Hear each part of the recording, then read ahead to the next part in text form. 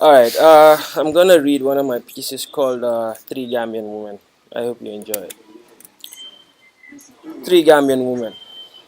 The pull, Jalo. How could her surname be more beautiful? A melody running from the J to the W, that dip at the A, and then the delicious double rise of the 2L. That pleasant surprise in the middle of the name, waiting to be discovered.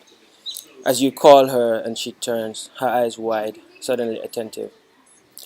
Soft skin, varying hues of brown. The place is exposed to the envious sun, tanned a darker shade. And the place is not exposed. The shoulders, the thighs, the breasts that end in a sudden and dark explosion of sensitive flesh.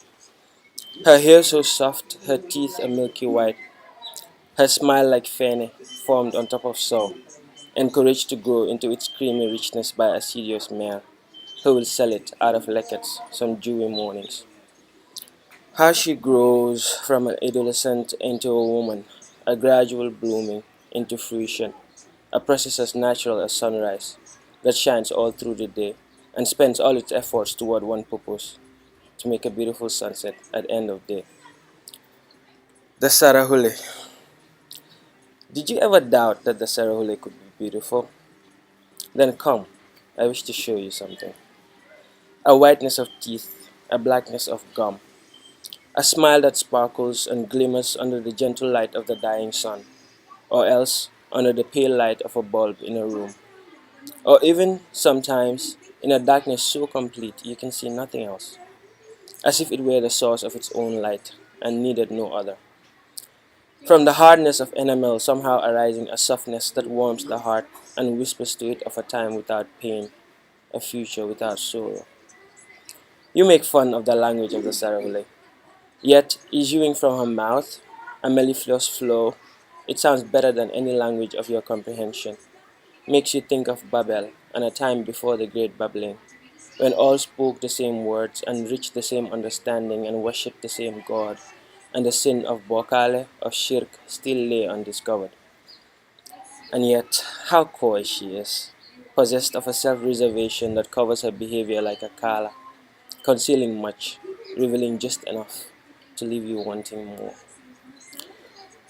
The Wolof, Njai, the good that cannot be bought or sold, that is beyond an estimation of price or worth.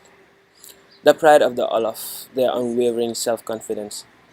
She has her hair done in braids, and at the ends of the braids hang petal, weighing down the hair, gripping it in its fine teeth. Glimpses of Bin as she moves about, circles and circling curves that are the repeat motif of a body that leaves you breathless with desire.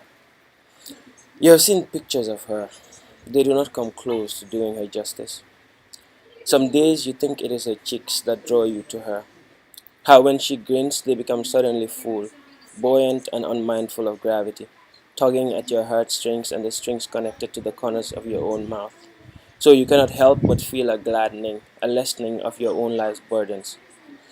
And then, on others, you think it is her eyes that recall Baul and Kajor and Walo, names less historical kingdoms than places that your heart dreams about visiting, in its eternal search for a peace and a resting.